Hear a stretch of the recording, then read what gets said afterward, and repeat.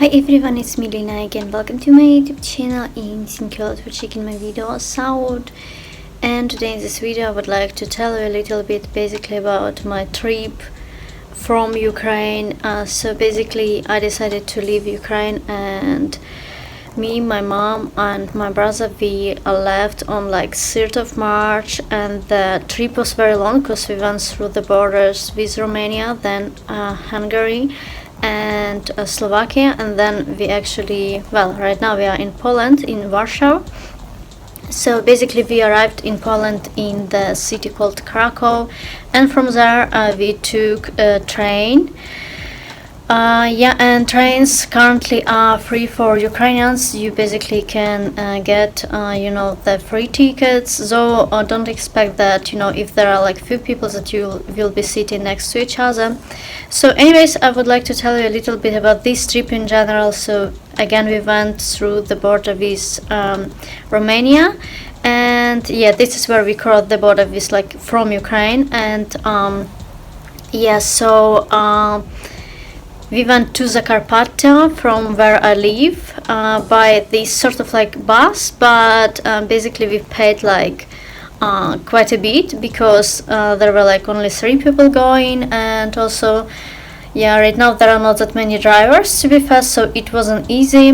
So the driver took us to the border in Ukraine with Romania, and then we started crossing basically border. It was quite fast comparing to how it is, for example, in the border like with Poland, straight like from Ukraine to Poland. It is like very crowded and maybe even like dangerous in the way of like that you can spend ages there like in cold and so on weather. So we decided to do it this way. So honestly, I want to say that Armenian people were very welcoming. They were very generous. I'm a bit sad that I didn't feel more like what is happening in the border and so on. But honestly, my phone is like getting really old, and I was sort of worried that I won't have enough battery, basically that it won't be charged and so on. Even though I had like this thing like power bank, but I was worried, so I didn't feel much. So there are lots of people who are helping. They're giving free SIM cards, so you can call directly like from Romania to Ukraine, like to your relatives and so on. And also they gave us like lots of different food, some Romanian like dishes and stuff like that. Some of that things we didn't even manage to try because we just wanted to already get in the bus and go straight forward to Poland, so we were like waiting. So we had to wait for a while because the bus is free and they are actually helping. It is like volunteers and so on. They're helping Ukrainian people, refugees, and this is what was happening. So we decided to stay in the bus. So we were given lots of food, in Romania, lots of sandwiches, like even Coca-Cola and drinks like that. It is very generous of them, and also SIM cards they offer, also the free bus to Poland, because we would like to go to Poland, and they register you, and this is how you basically do it. And it is very nice of them that they took us directly to Poland.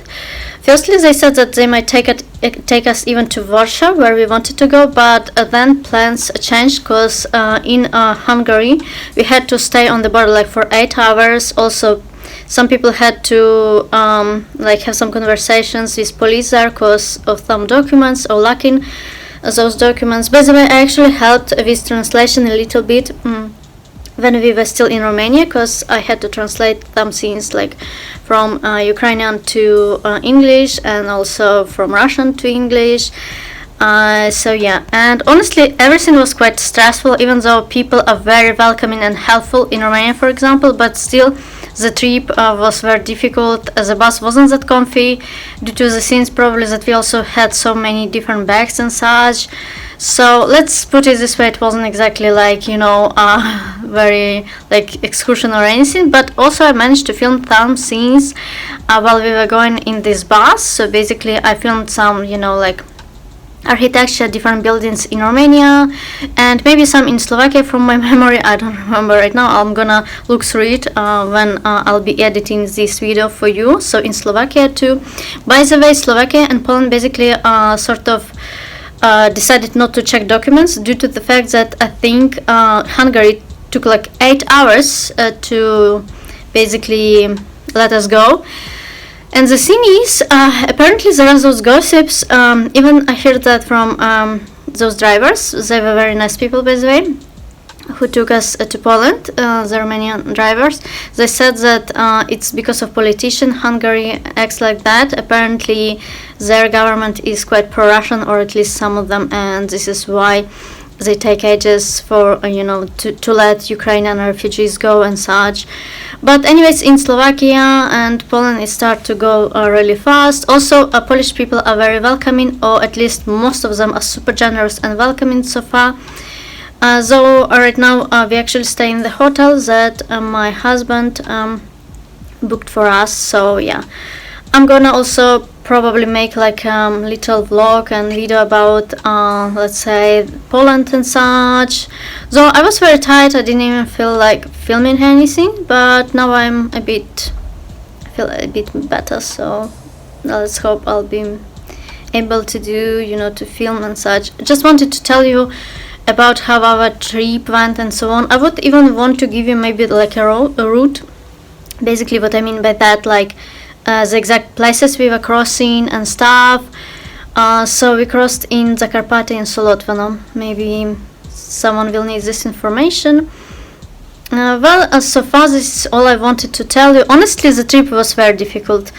You may think that it was like quick and easy, but it was very complicated trip. Also, when we arrived in Krakow, because those drivers couldn't take us to Warsaw, like promised, sort of.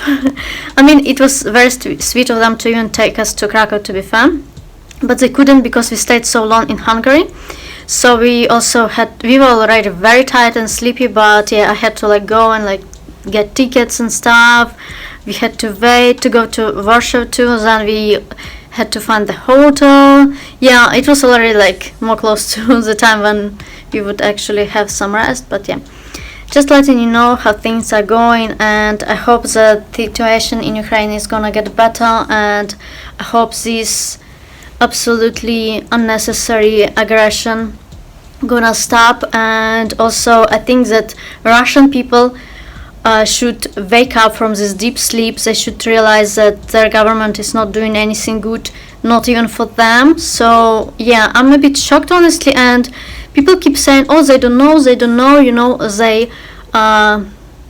been brainwashed. But honestly, sometimes I feel like people should be sort of facing their own mistakes, and in some way it is their mistake too. This is my humble opinion, and I really think this is what it is.